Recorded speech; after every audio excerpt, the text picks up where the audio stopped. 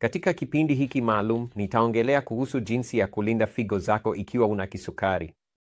Kwanza kabisa, hakikisha kiwango chako cha sukari kwenye damu kiko ndani ya viwango vinavyotakiwa. Pili, hakikisha shinikizo lako la damu linadhibitiwa vizuri.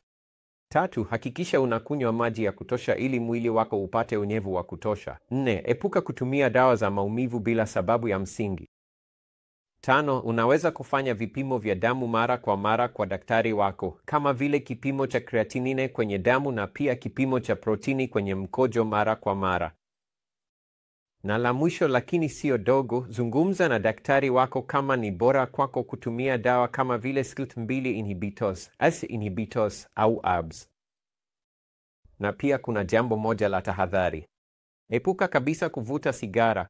Jitunze.